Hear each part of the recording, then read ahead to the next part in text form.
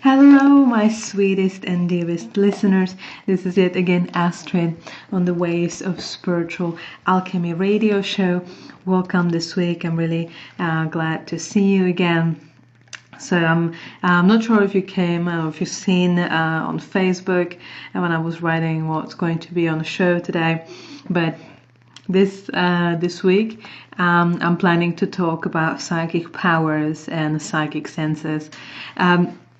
As somebody who's been in the occult for a few years, I must say myself that psychic senses is one of the topics where I would say I've read the most nonsense about. It's really sometimes disturbing how terribly misunderstood this whole topic is, and I would say hated literally for no reason, as a result of truly misunderstanding of what this is actually about and why is it important and why it's not important.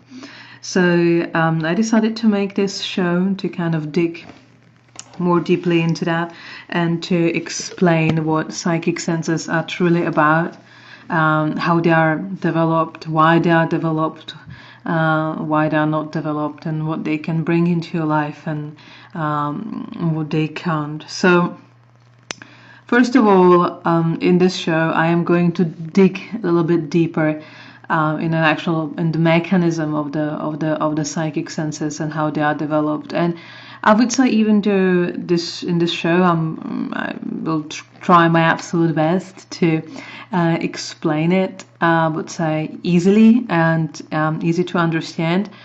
From my experience, many people will choose that they do not want to understand. They don't understand psychic senses because they don't want to. Lots of people will want to see psychic senses as a cool thing, just like a cool thing to gain some sort of acknowledgement or get attention, or something that will get them seeming feeling of power because they can maybe blow a candle, or they want to use it for reasons like finding like who they are going to see, who they are going to date. And in all of those cases, it's not going to lead them to their goal, because their goals are very low vibrational. They don't understand the principles of this whole thing, and they don't even want to. So for those type of people, the show is not going to be interesting because they don't want to understand what I'm trying to say with this show. So I would say those people are not going to have a good time, so I'm just going to say this right away so I can save them 1 hour of a time. Because if you're purely interested in being able to blow a candle in your mind and doing cool stuff like this, that this is not the show for you, I can assure you. And yes, you believe 100% in that category of the people who don't want to understand what's going on because they want some sort of attention or power, which in both cases will be anchored in their own internal feeling of lack of those things and the need to actually get it externally, and it's obviously pointing to failing self-development. So for whom this show is good, I'm going to aim it for.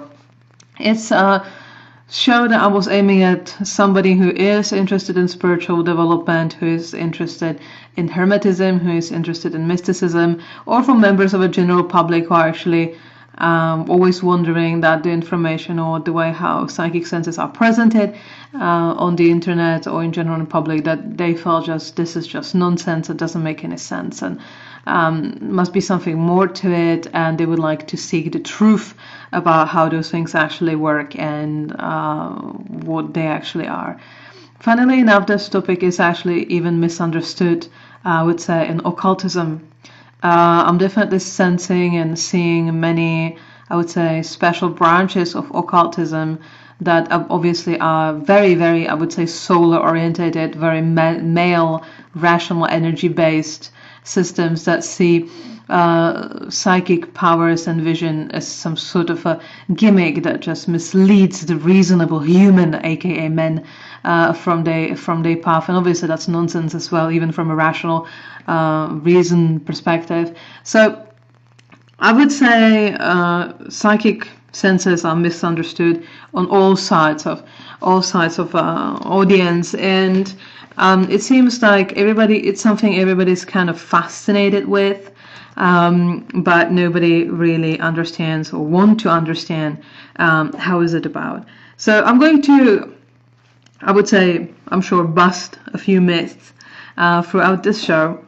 But first of all, what I would like to say is that psychic senses, as an iceberg, goes much, much deeper.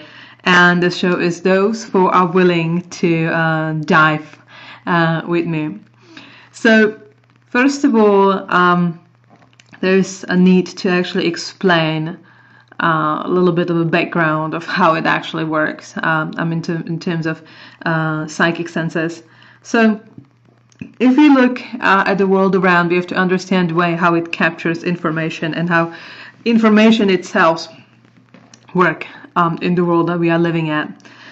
We are basically living in a world that is interconnected, seeming chaos of energies that are moving in various speeds, creating either air or solid matter. And they're following, those energies are following a set of divine rules, for example, cause and effect.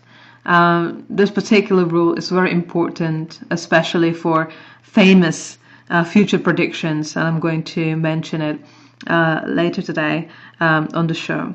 Every energy, as it is, also carries information, not just the energy itself, but it carries something that we can call a signature or imprint. Every single energy carries the information about itself, what it is, how much it weighs, what color it is, how does it function, and where it is. That is information that is carried in every single piece of energy on this planet.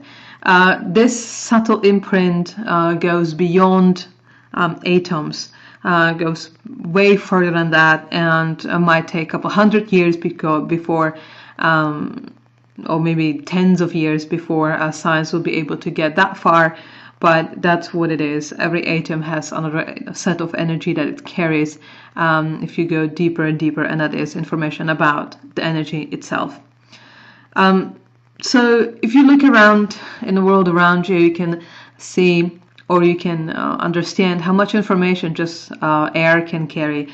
Radio waves, internet, mobile phones, calls, and that is just air, and that's just the energy we are, as humans, sending within that environment. And obviously the energy that, or the information that those atoms are carrying themselves are uncomparably more than you can ever send through air or through walls with internet.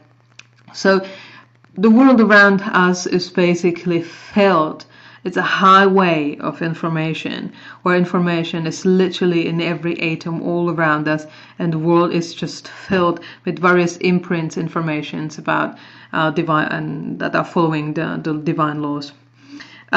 Those energies that are around us, we do pick up on. As humans, we do pick up on. We understand the light. We see it reflecting from a wall, and we understand information about the wall having a certain shape. We understand, presumed. We can look at it and presume with our reason and our mind a certain weight of that wall, or make an assumption. So the information that is carried within those objects and in the atoms, the imprints, is something that we do understand and pick up on with our conscious and unconscious mind as a human. So if you look at the wood, you understand its temperature, you understand its surface, you understand its color. The way how we understand it as humans might not always be completely precise, or might not be complete description of the actual imprint, but usually, I would say, for the most part, we'll get it right. So that kind of understands how the world around us kind of is, and that the psychic information that are so seem so magical are actually wildly presented in the life and the world around us. The world around us is not it's not lacking information. Information is not lacked. It's not lacking in the world around us. So then we have our etherical body or subtle body, or that is surrounding our body, and that one is linked to our lunar self or the lunar mind. For the sake of this show, and basically usually for the sake of my own texts and articles that I'm writing, I'm recognizing the mind working on the two different levels. A lunar mind or lunar self, which is our subconscious and unconscious, is the seed of our dreams, is the seed of our breathing, is the seed of our being born, and is also for females the seed of the information how to make a human being, how to make a baby. So that's the seed, that's the knowledge of our lunar self or the unconscious mind or subconscious mind. Then we have our solar self, which is our conscious mind and reason. And that's our everyday making decisions, going to work, and that's all our conscious mind. So those energies that are existing in the world around us are picked up by the etherical body that is linked to our lunar self.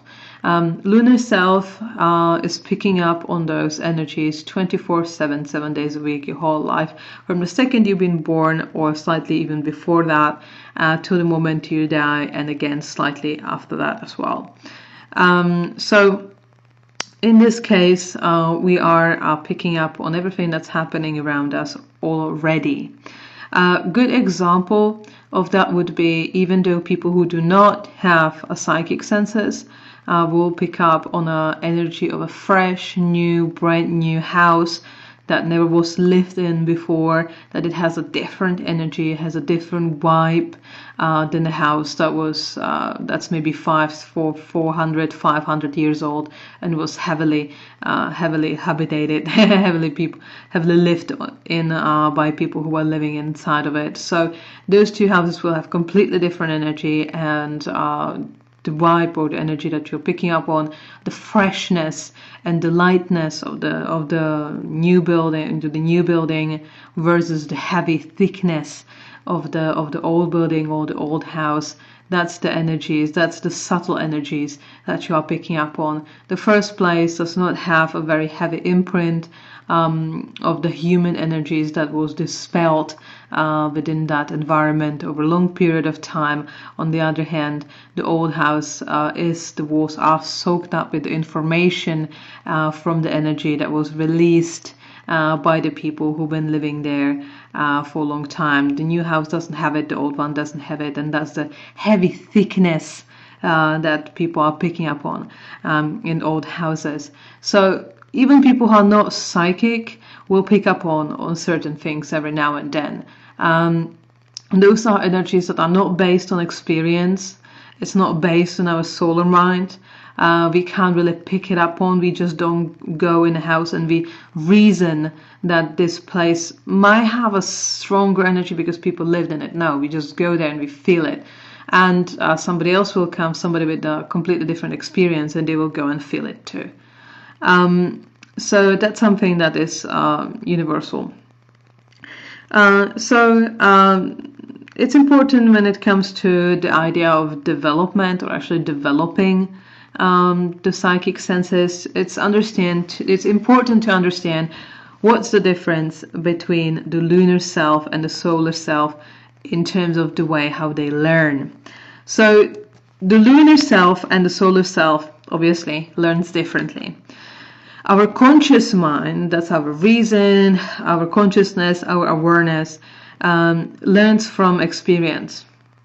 And it's limited to this particular life and this particular material world and this particular self. It's experience of your individual self. That's the solar mind. Your lunar self does not need that. Your lunar self does not need your conscious individual experience to learn. You don't have to teach yourself how to breathe. You don't have to teach yourself how to run blood through your veins. You don't have to learn how to beat your heart. You don't have to learn how to give birth to a child. Nobody's giving you a textbook showing how you're supposed to grow it within your body. This all is happening through your lunar self. That's the knowledge of your lunar self. And that doesn't learn through your individual experience, but it learns from the universal experience. It learns from the experience of the whole universe, of all of those energies at the same time. It learns from all of that. And this experience, universal experience of the whole divine world, is sometimes called evolution. So your lunar self learns through the divine experience or the evolution. Example of that would be when you as an individual learn. You can learn how to draw by experience, by drawing again and again and again and again until your solar self masters drawing. So solar self needs individual experience, and it needs more experience to be able to learn a certain skill, because it's relying purely on the experience of one person. So if your solar self needs to learn how to maybe cook, it needs to cook repeatedly, because it needs repeated experience to be able to learn a skill. If you want to learn a piano, again, your solar self needs repetition, because it's only relying on the individual experience of one person. Your lunar self, on the other hand, does not need to born 4 babies to be able to learn how to give a birth to the 6th one. You don't need to have experience to how to breathe, so you can learn how to breathe. The reason is because the lunar self does not rely on the experience of one person. It already has the access to all the experiences of all human beings that ever lived on this planet, and their experience. So it does not need to learn how to breathe, and it's able to perform such difficult tasks like reproduction, or creation of organs, or growing of organs, or healing your own body. It doesn't need that, because it doesn't need repetitive experience of one individual, because it's already based on a repetitive, on like all the experiences of all the humans. So when your solar self learn how to draw from repetitive experience, you learn how to draw. When lunar self is learning, the humans learn how to walk straight, or the giraffes start to have a long neck, or the evolution will make sure that a certain type of a bird is going to have a certain type of a colors that's best for this environment, or is going to have a bigger wings than the other. So that's the difference between the process of solar self and lunar self while they are learning. Both of those are going to communicate with each other. There is a link between solar self and lunar self, and they do communicate between each other, and there is a link. Ceiling Cat is asking, is the lunar or solar self stronger in women or in men, or is one stronger? What gender are you? I would say that that's a brilliant question. That's absolutely a brilliant question, and the answer is yes. In, I would say, 90% of the cases, the lunar self is going to be stronger for a female, and the solar self is going to be stronger for the male. It actually does imply that we have in our heads, we do have, and that's not, I actually have it confirmed by an actual scientist. My sister is a scientist, and in our brain we do have 2 parts. We have left part of the brain and the right part of the brain, and truly they are solar and they are lunar. The lunar one is has something to do with creativity and all sorts of things. Creativity is the byproduct of a lunar self. You do not reason yourself. You don't rationalize yourself to an ideas.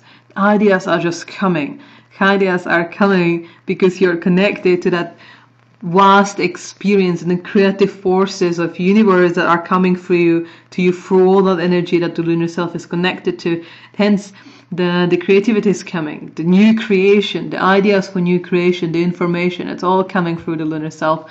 So that's something that definitely, even within us, the solar and lunar self actually does exist, because it's the two parts of our brain, the left hemisphere and the right hemisphere. But in general, yes, the lunar self and the lunar self will be stronger within females. That in general, most of the psychics, real or fake, but they tend to be females, because they naturally are very intuitive. Men tend to be more rational. But that kind of leads me to the whole question of polarity, which I am personally fond of this idea that as we all have two parts of the brain, as we are supposed to, and we know from experience that being only polarized like super female or super male, that it doesn't work, because you're always missing one part. You can't function with only left hemisphere or only right hemisphere. That's why you have both.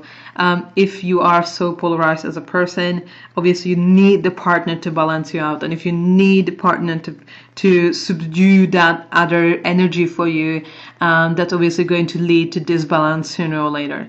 So I'm definitely for developing equally both parts within yourself. So women tend to have the need to more develop their solar side, being more ambitious, being more rational, really getting that, a solar side within themselves. And men usually do best when they're actually developing their lunar side, like emotional, creative, intuitive, sensitive, receptive.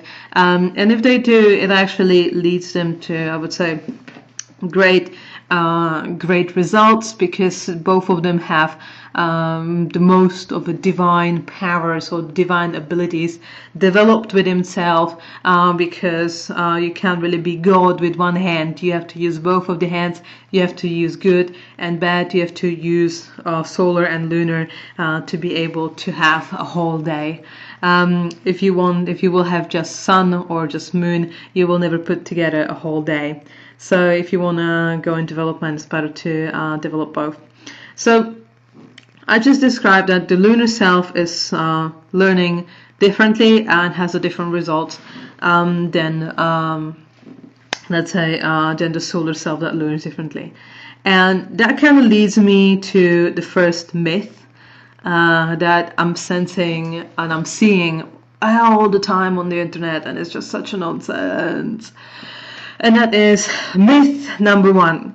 Psychic powers are developed by training. No. Nope. Training itself will absolutely get you nowhere. As I just explained on how the lunar mind and how the solar mind work, with psychic senses we are not dealing with a conscious ability to learn. Same way you can't really train how to dream. Well, you can, but it's not going to get you anywhere, really. It's just some sort of like a skill, but it's not really the ability to control the dreams. You can't learn consciously how to dream. You can't learn consciously how to breathe. You can't learn, again, consciously how to give a birth to a baby. You can't just sit and says, I'm going to make a baby that's going to have blue eyes. I'm going to learn how to make it. No, it doesn't work like that. So again, we are not dealing with a conscious ability, so we have to learn it the lunar way. And how to learn it the lunar way, it's obviously about opening yourself up. You have to kind of learn how to let go of a certain perspectives.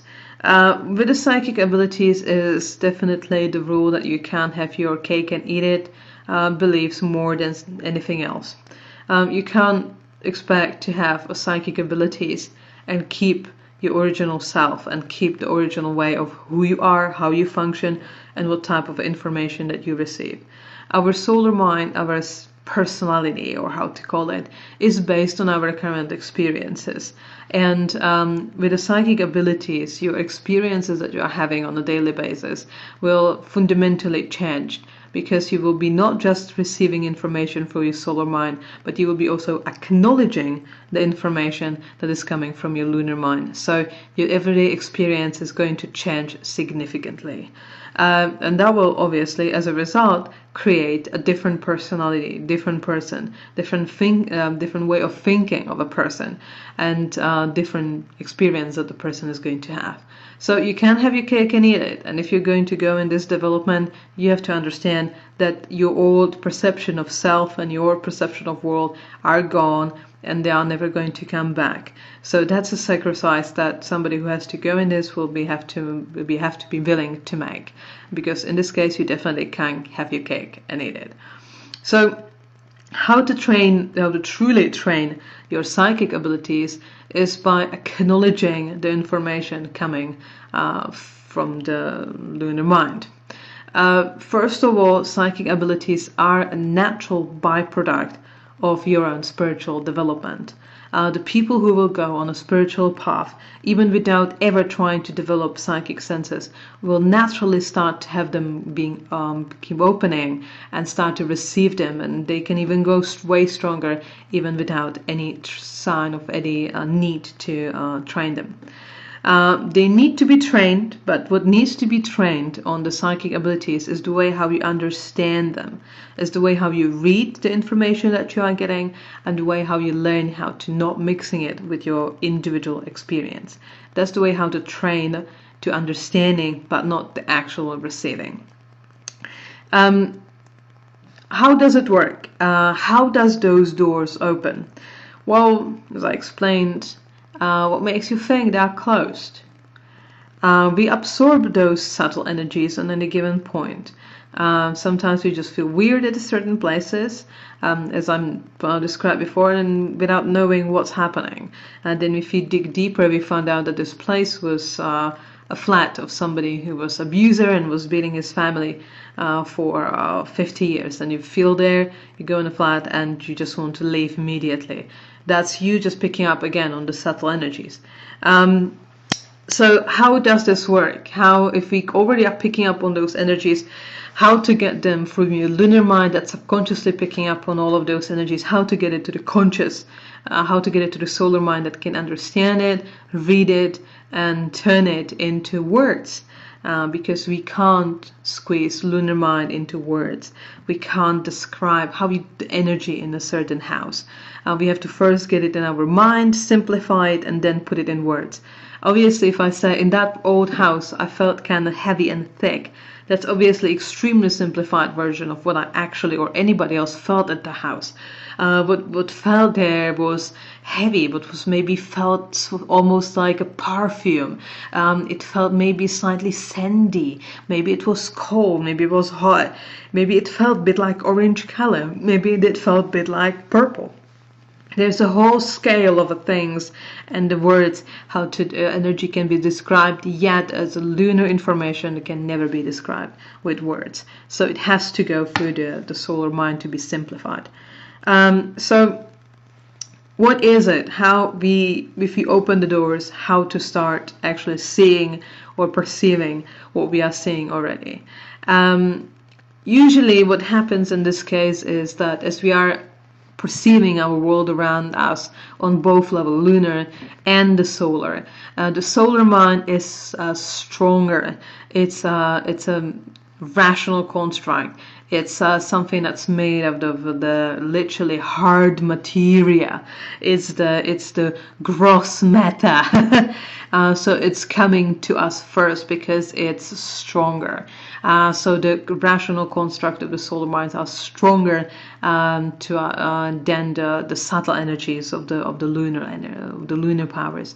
So if you look at a kitchen, we will see it as a place where you cook, and this is just a table, and the table has only one purpose, and that's eating on it.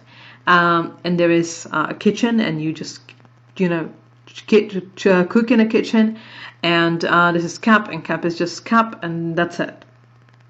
And that's what our rational mind is telling us, and that's the gross meta perception of the whole thing.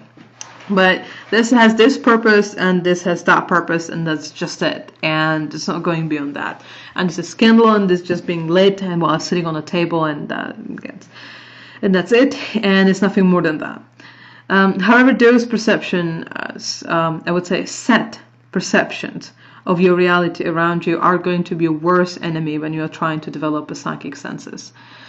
Because the table is maybe not just the table, the kitchen is not maybe just the kitchen, and the house is maybe not just the house, but a million other things at the same time. And you have to be first open to that idea that this is what it is, to be able to see it. So that's one of the best things, how to actually start developing your psychic senses, and how start with the development instead of going on WikiHow and do the exercises when you're trying to just put your hands around candle and trying to move it with your mind. Then actually trying to see the world around you through different eyes. What helps is moving outside of your comfort zone. If your comfort zone is maybe trying to start to perceive your house in a different way, rearrange things, rearrange books. Maybe you can just put a blow-up mattress in the kitchen and sleep in the kitchen, or you can use a table for something else than you're normally using it. Or you can just start wearing clothing differently than you normally are. Start breaking out of the stereotypes of your reality. Start breaking out of that experience boxes of the soul or mind. You never read a certain type of book, go and read it. You never see things from a certain perspective, move around things, go and try different things, and combine it, I would say, with a meditation. If your spiritual senses and if your psychic senses are already opening and you already feel those energies, by doing stuff like that, you are cracking the gross matter perceptive of world that just goes to you faster or stronger than the subtle energies. Also, you just purely just opening up yourself and listen to how you feel, those feelings, those subtle energies, symbols. That's another thing that will help you to open those doors. But definitely cracking the solidness or solidity of your perspectives on the world that is around you is going to actually work better than any type of training and staring at a candle that you can actually do. But as I said, it's important to continue with your spiritual development and just keep going forward, as psychic senses are natural byproduct of that. So they're going to be developed either way, and you're going to because you're going to need them very badly. So that was on the myth of actually that you need to train to actually be able to get psychic senses. Myth number 2. Psychic senses cannot be trusted. Only reason can, because that one is real, universal, empiric, and measurable, which psychic senses are not. No. Reason is never universal, because as I described again before, it's a result of an individual experience of one human. You can never have a universal reason. That's absolute contradiction. Reason is always product of our solar conscious mind, which is always based on your current experience of the individual. What was reasonable, or what seemed reasonable to humans 200 years ago, and might be the best minds sometimes of their time, what they would explain, the way how they consider reason and sensible, is now absolutely laughable. They believe that speed over 30 kilometers per hour is it's something that will kill people. Therefore, that's just grave danger. They thought that smoking cigarettes is actually really fine, or they've been thinking that I don't want to offend anybody who's listening, but Earth is not flat. Otherwise, when I was going from Europe to America, I would most likely hit the end. But and they believed the stuff like that the Earth is flat. And at that time, at this like 600 years ago, it was considered to be absolutely reasonable experience that was confirmed by, at that time, reasonable arguments. Like God is this and the sun goes this, that's totally reasonable. Makes all sorts of sense. And obviously nowadays it's absolutely laughable to us because reason is always fleeting, and reason and seeming rationality does not represent, never will be, eternity standing values. It's something that is interchangeable, it's something that develops with the time, and it's something that is based on current experience of an individual that's correlating to that at particular time. So reason is never universal, and it's never empiric or measurable, even though we would like to think so. It's always based on experience and the amount of information that the current experience and current person have, which, because they are in most cases almost 100%, this information is given to that individual purely by their solar mind, and they won't be able to come up with a universal vision. So it seems like, and it's absolutely true, that reason can be trusted way less than psychic visions and abilities if they are developed correctly.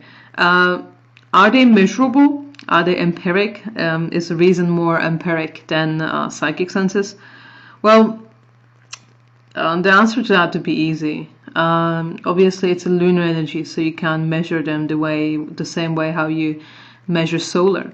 Maybe you can put a solar in the numbers. Maybe you can put solar in a box. But the way you want your empiric proof and measurements is that the atoms are moving. You can breathe, and every wood on this place of planet carries a certain information with itself about how wood should look like.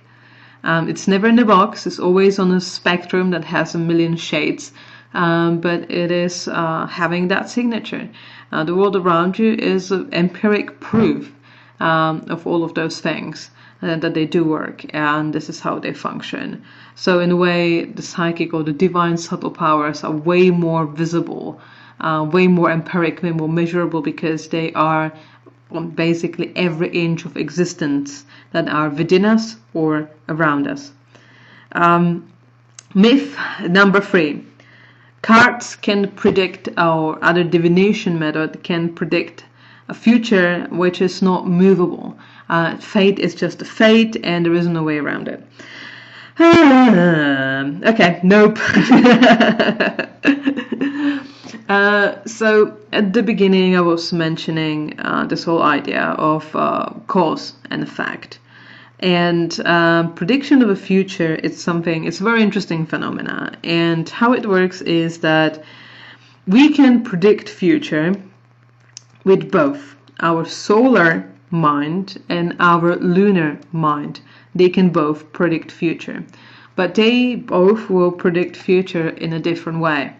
Because again, the solar mind, the reason, is predicting the future based on individual experience of a human, where the lunar mind is predicting the experience based on the experience of the whole universe, of the whole universal mind, and of the divine. So if somebody is predicting future based on their individual experience, it could be something like this.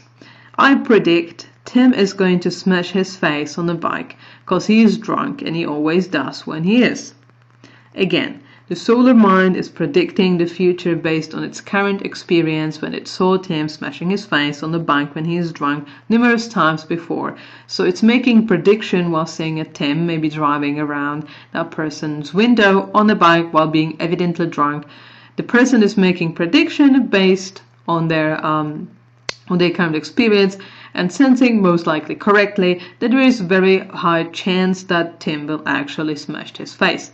It's when the moment when the person sees that and expresses this prediction of a future, it's not 100% chance that Tim actually will. It can be perceived by that person, but that if actually Tim will, and the person cannot see in the future. He's just basing the idea or based on the current experience he has from his own individual experience.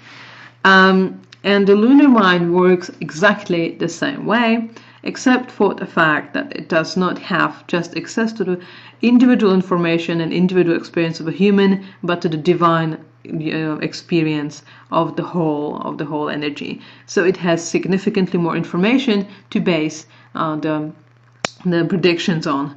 So the lunar mind can see a Tim going on his bike, being drunk, but the lunar mind will also see the whole energies that are in that whole neighborhood. They will see the energy of the previous day, of the whole day that Tim had up till this point. It will be able to sense Tim's emotions. It will be able to see and understand and take also in account the actual surface of the street, the surface of the bike, the speed that he is going to, and also the mood he's in, and also be able to see and understand that there is maybe a car running around the corner that's going to almost hit Tim, but Tim is going to learn how to brake the just before he hits the car. There is like infinite amount of information that the lunar mind will be able to pick up on, where the solar mind won't be able. And then based on that energy, the solar mind can base its prediction.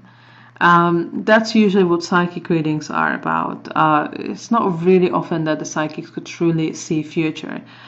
They can see the chain of events up till this point, and then because they understand the law of cause and effect, they will be able to predict the future. If you know that the chain is black, white, black, white, black, white beads, you most likely know, if you have a black one, that the white one is to follow. And that's basically how future predictions work for psychic. They can see the percentage, or they can see probability of how certain outcomes are probable. But obviously at any given point, what can happen is that the person who is in question can change the perspective, can change the line of those beats, and can change the way where this person is heading.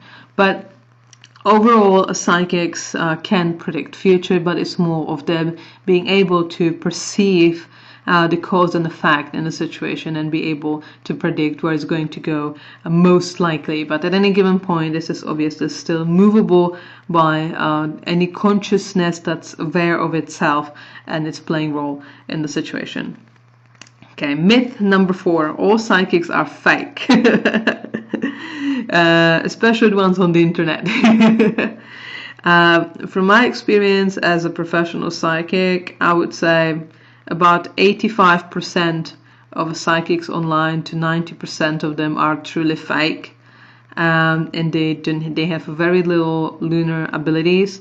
Some of them learn how to read tarot, but in a very solar, non-intuitive way, and they just kind of repeat the stories that they learn or the descriptions that they learn for the cards.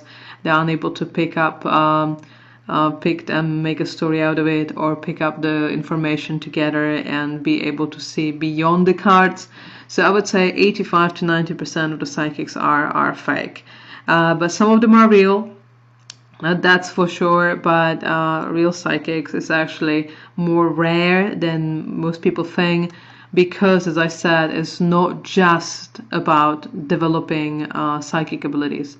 It has to come hand in hand with actual spiritual development, otherwise it's not going to work.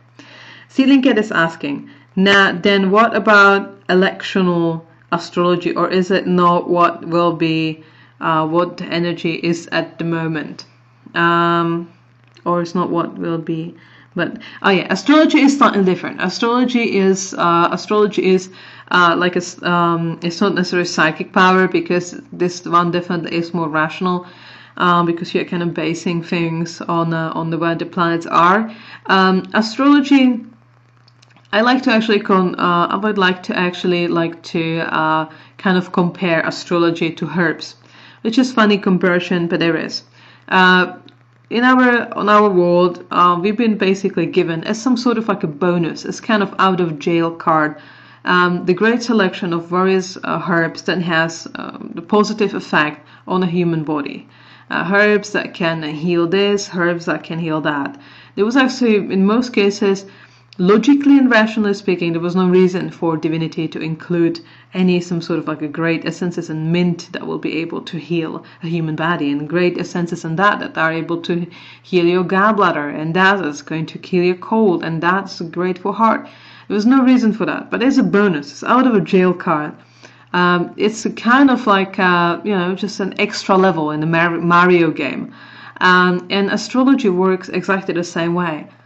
It didn't have to be that way, but it's just a tiny little thing, a tiny little bonus, tiny little out of jail card that can help humanity to in the situations where they just need a guidance.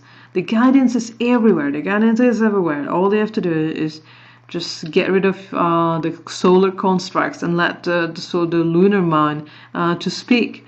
And both herbs and astrology, they do work. Again, depends on the person who is behind it, but they do work, and there are just some sort of like perks that are coming through being a human on this planet.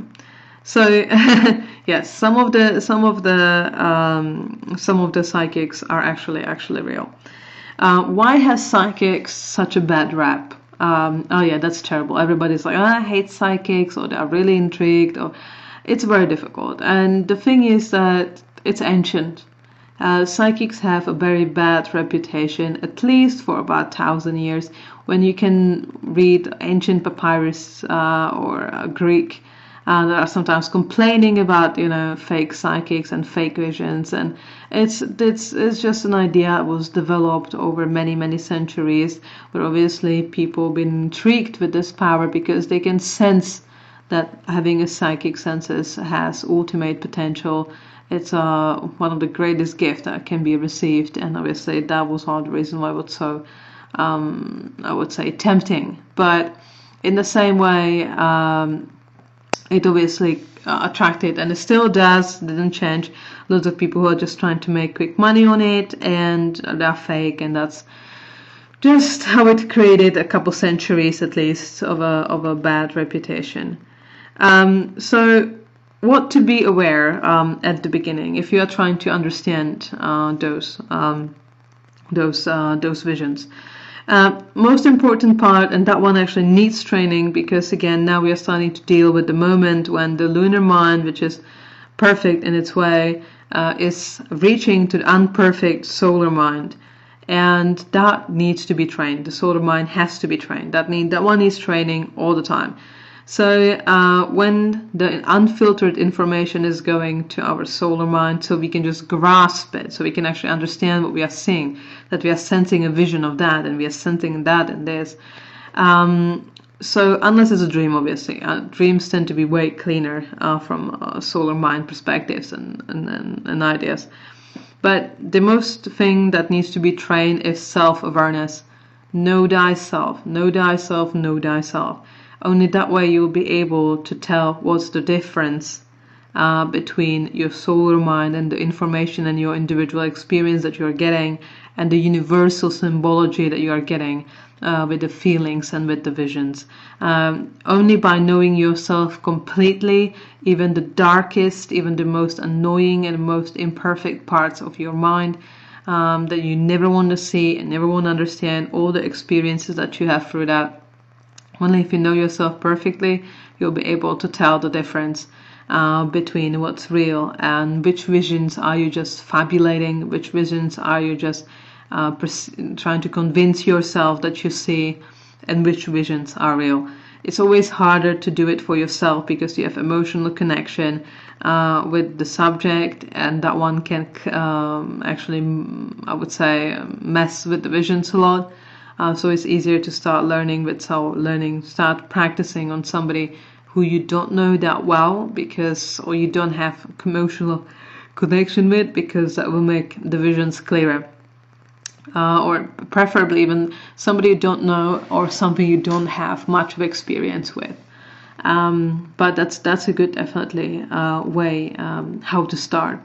But somebody who is trying to go in those visions must have absolutely clear and very well done, worked through self-perfection and self-development.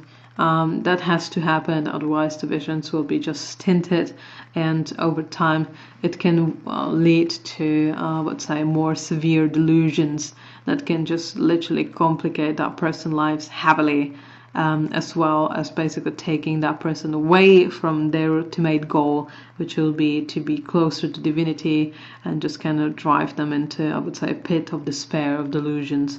But if your mind is clear, if you know yourself, and if you worked on yourself really hard and you understand yourself, you will be able to tell which visions are just delusions of your solar mind, reacting to the universality of the solar mind, creating delusions, and which one is the real deal.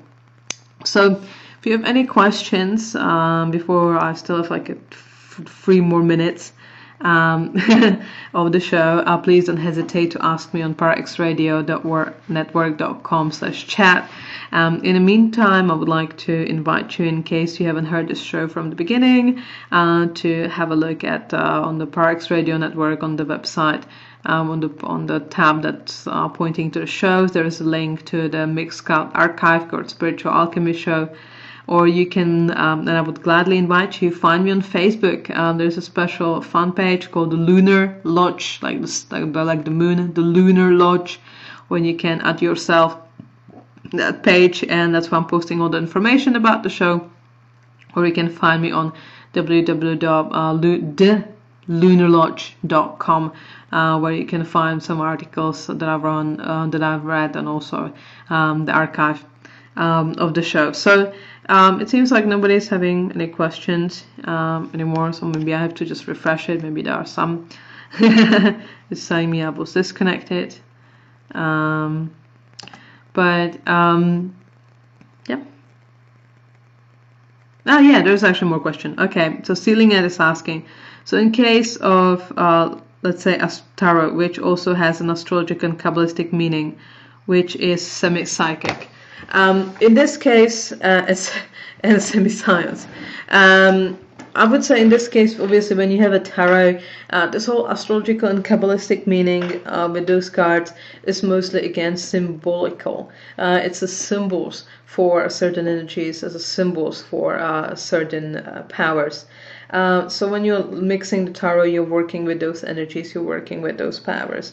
And I'm not personally fond of Kabbalah, because I think Kabbalah is just something that is just an attempt to squeeze all of that vast and unending and eternal amount of information that is available to the lunar mind, and trying to just sort it out in the boxes that will be understandable for the solar mind, which I don't think that this can ever be done, because they are two completely different sizes.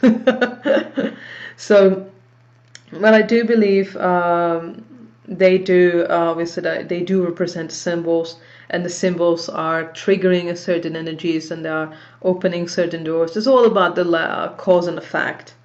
The